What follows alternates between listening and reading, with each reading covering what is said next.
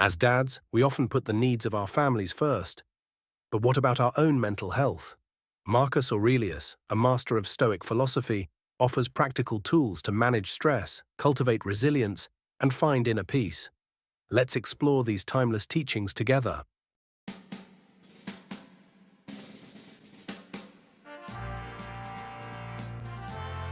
Marcus Aurelius, the emperor of Rome, a man of power, a man of influence. But Marcus was also a philosopher. He followed the Stoic school of thought. The Stoics believed in living a virtuous life. They valued reason and acceptance.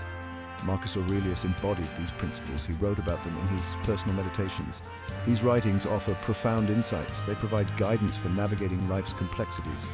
And one of his central teachings focuses on a simple idea: the pursuit of fame and desires is futile.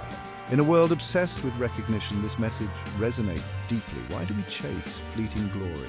Why are we consumed by desires that often leave us empty? Marcus Aurelius offers a compelling answer.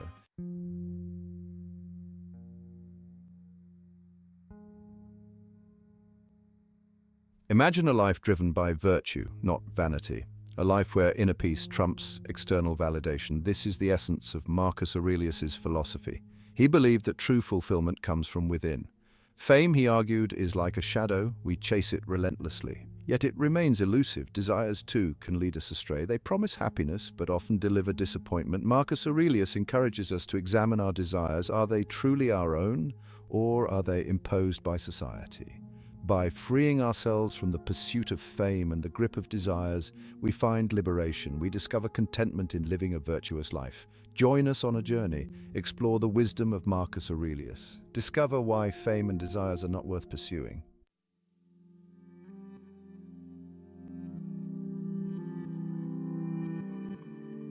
Marcus Aurelius presents a powerful metaphor. He compares life's events to heaps of sand. Imagine a beach. The wind blows, sand shifts, new layers cover the old. Our lives are much the same. Time marches on, events fade into the past.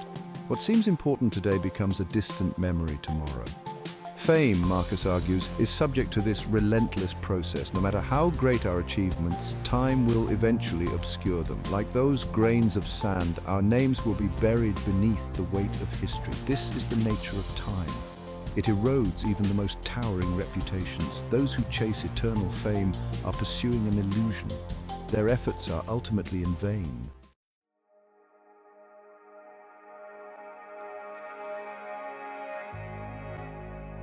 Think of the countless individuals who achieved greatness in ages past. Emperors, warriors, artists, philosophers. Their names once resonated throughout the world, yet how many of these figures do we remember today? Their accomplishments, once celebrated, have faded into obscurity. Their fame has proven to be fleeting. Even in our own time, we witness the ephemeral nature of celebrity.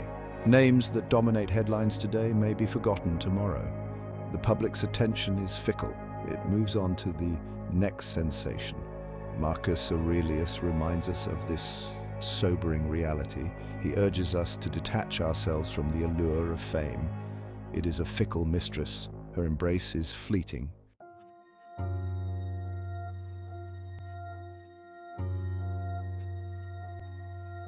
Section 3. A transient legacy. Some argue that fame offers a form of immortality. They believe that their names will live on through their work or deeds. But Marcus Aurelius challenges this notion. He argues that even those who remember us will eventually perish. Their praise, like ours, will fade into silence.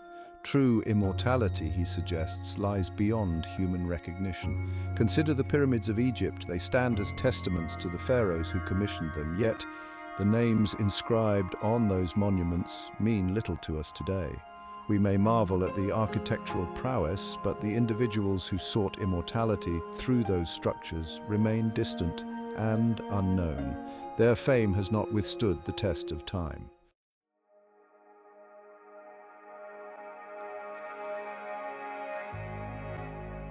Section 4. The vanity of posthumous praise. Marcus Aurelius points out the absurdity of seeking praise from those who will soon follow us in death. What value is there in accolades that we will never hear? Imagine a playwright who craves applause long after the curtain has fallen, or a painter who seeks admiration when their eyes no longer perceive color. Such desires are ultimately meaningless. The pursuit of posthumous fame, Marcus argues, stems from vanity. It reveals a deep-seated need for validation. But true fulfillment, he reminds us, comes from within. It arises from living a virtuous life guided by reason and integrity. This, not the fleeting whispers of future generations, should be our ultimate goal.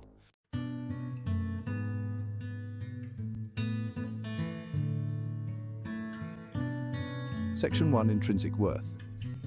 Marcus Aurelius believed that true value resides within the actions themselves.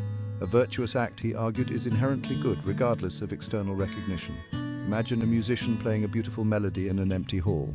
The music itself holds value, even without an audience to appreciate it. Similarly, a kind deed performed in secret is no less virtuous than one done for public acclaim.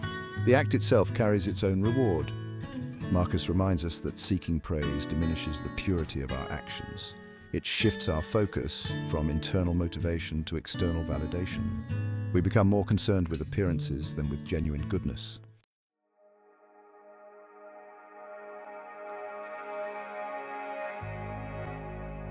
Many people believe that praise enhances the value of their actions. They crave recognition for their talents, accomplishments, and good deeds. But Marcus Aurelius considered this belief a delusion. He argued that praise is merely an external opinion. It adds nothing to the inherent worth of the action itself. A beautiful painting is not made more beautiful by being praised. A kind gesture is not made kinder by being acknowledged. Marcus compares praise to a passing breeze. It can be pleasant for a moment, but it has no lasting substance. It can easily turn into criticism or indifference. Relying on external validation for our sense of worth is a precarious pursuit. It leaves us vulnerable to the whims of others and diminishes the intrinsic value of our actions.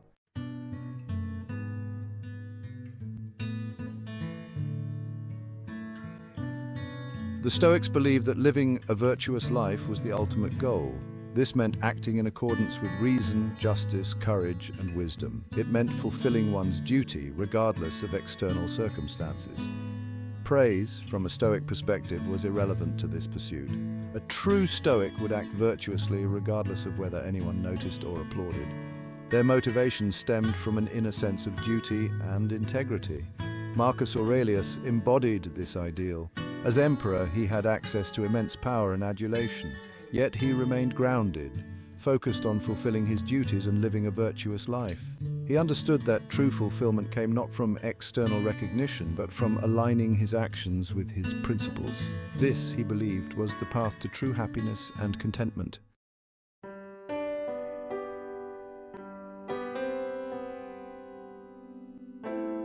Marcus Aurelius's teachings encourage us to live a life of quiet virtue. This doesn't mean we should shun recognition or downplay our accomplishments. Rather, it suggests that we should find satisfaction in the actions themselves, not in the praise they may generate. It means focusing on doing good for its own sake, not for the sake of applause. Imagine a life where we are driven by a desire to make the world a better place, not by a need to be seen as a hero. Imagine finding joy in helping others without seeking recognition or reward. This is the essence of Marcus Aurelius's message. It is a call to detach ourselves from the allure of fame and the need for validation. It is an invitation to discover the profound satisfaction of living a life guided by virtue, integrity, and inner peace.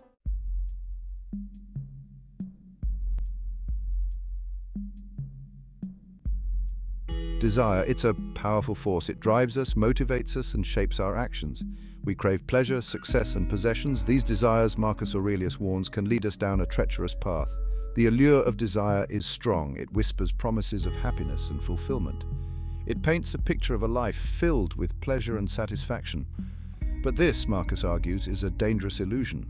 Desires, when left unchecked, can consume us. They can cloud our judgment, leading us to make choices we later regret. They can enslave us, making us feel incomplete and perpetually unsatisfied. Marcus Aurelius invites us to examine our desires. Are they leading us towards virtue or away from it? Are they bringing us closer to true happiness or driving us further into a cycle of craving and disappointment?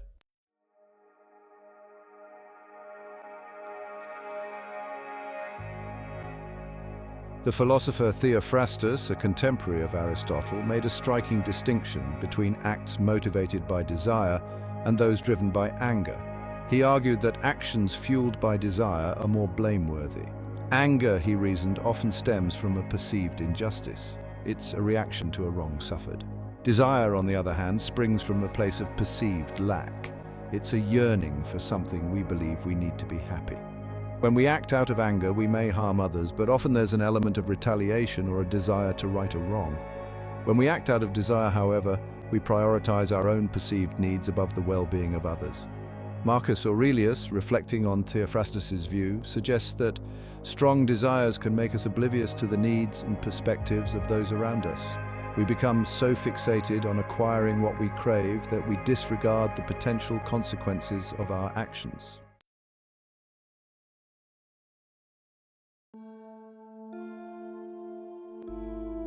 Uncontrolled desires, Marcus Aurelius warns, can lead to immoral acts. When we prioritize our cravings above all else, we open the door to selfishness, greed, and even cruelty. The desire for wealth, for example, can drive individuals to cheat, steal, and exploit others. The pursuit of power can lead to corruption, tyranny, and violence. Even the longing for love, when distorted, can manifest as possessiveness, jealousy, and manipulation. Marcus Aurelius reminds us that virtue is the foundation of a fulfilling life. It's through living in accordance with reason, justice, courage, and temperance that we find true happiness. When we allow desires to dictate our actions, we undermine our ability to live virtuously. We become slaves to our cravings, sacrificing our principles on the altar of fleeting satisfaction.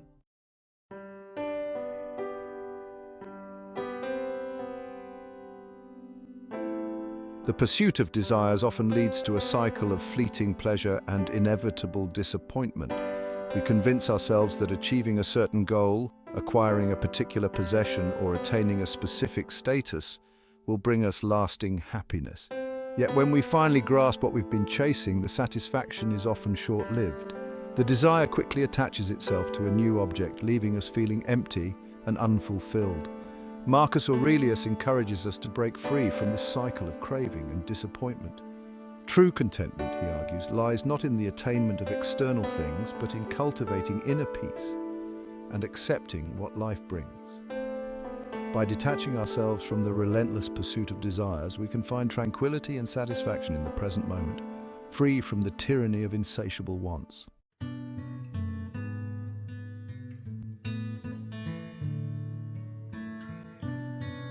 Prayer in the Stoic tradition takes on a unique form. It's not about beseeching the gods for favors or attempting to bend the will of fate.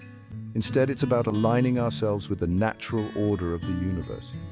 Marcus Aurelius, in his Meditations, suggests a radical approach to prayer. He advises us to pray not for the fulfillment of our desires, but for their removal. This, he argues, is the path to true inner peace. Imagine approaching prayer not with a list of wants and needs, but with a willingness to surrender our attachments. Imagine asking not for things to go our way, but for the strength to accept whatever life brings. This is the essence of a Stoic's prayer. It's about relinquishing control, embracing the present moment, and finding tranquility in the face of uncertainty.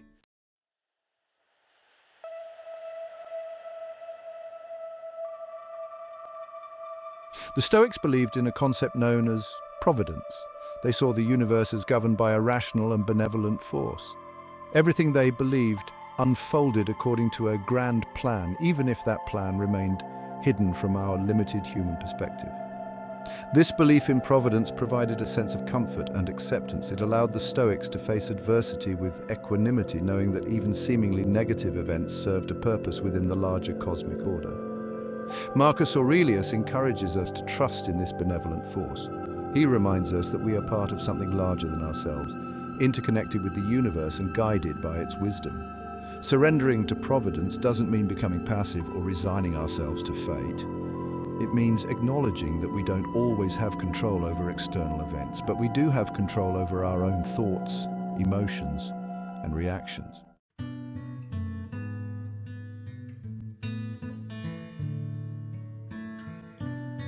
Section 3, the gift of acceptance. Acceptance in the Stoic sense is not about resignation or apathy. It's about acknowledging reality as it is, without resistance or judgment. It's about embracing the present moment with all its joys and sorrows as an integral part of life's tapestry. When we resist reality, we create suffering. We cling to how we wish things were, rather than accepting how they are. This resistance generates stress, anxiety, and unhappiness. Marcus Aurelius reminds us that acceptance is a gift we give ourselves.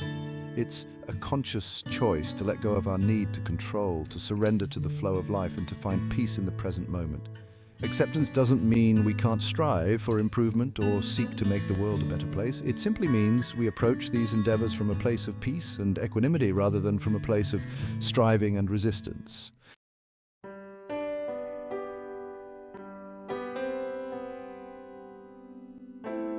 Section 4. Finding freedom in detachment. Detachment in the Stoic philosophy is not about emotional coldness or indifference. It's about loosening the grip of our desires and attachments, recognizing that true happiness lies not in external possessions but in inner freedom. When we are overly attached to things, people, or outcomes, we become vulnerable to suffering. We experience anxiety when those things are threatened, grief when we lose them, and a constant sense of unease from the fear of losing them. Marcus Aurelius encourages us to cultivate a sense of detachment from the things we cannot control. This doesn't mean we shouldn't care about our loved ones or strive for success. It means we find a sense of peace and equanimity within ourselves, regardless of external circumstances. By detaching ourselves from outcomes, we free ourselves from the tyranny of desire. We find contentment in the journey itself rather than pinning our happiness on reaching a specific destination.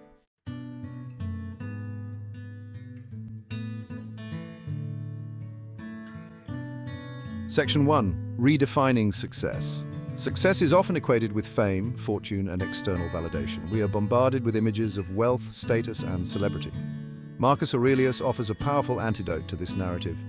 True success lies in living a virtuous life guided by reason and integrity. This shift requires redefining our values, prioritize inner peace over external validation, contribute to the well-being of others. Find contentment in the present moment, measure success by the depth of our relationships, the integrity of our actions, and the contributions we make to our communities. Seeking validation from others is natural. We crave recognition and belonging, but relying on external approval leads to anxiety and insecurity. Marcus Aurelius suggests internal validation. Find self-worth independent of others' opinions, ground yourself in values and actions, embrace internal validation for true freedom.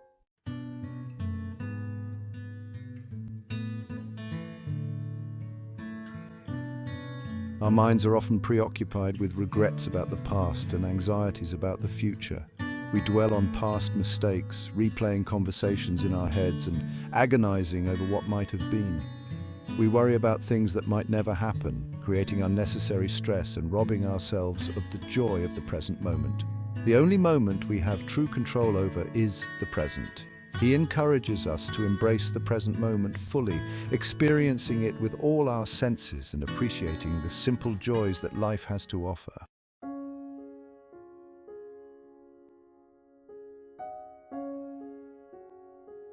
In a world often driven by self-interest and competition, Marcus Aurelius's philosophy offers a refreshing alternative, a life of service to others.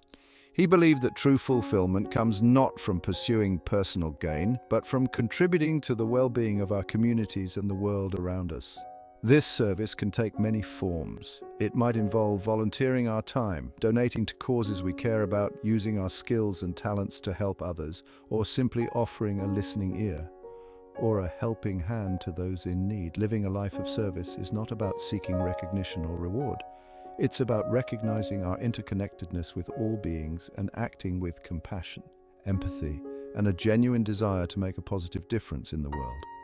Imagine a world where we prioritize the needs of others, where we work together to solve collective challenges, and where we find joy in contributing to something larger than ourselves. This is the kind of world that Marcus Aurelius envisioned, a world where virtue, compassion, and service are the guiding principles of human interaction.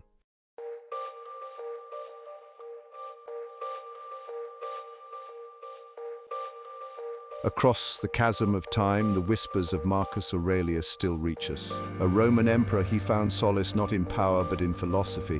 His wisdom, preserved in his meditations, serves as a beacon for our own lives. He reminds us that the pursuit of fame is a hollow victory. Our legacy is measured by the virtue we embody.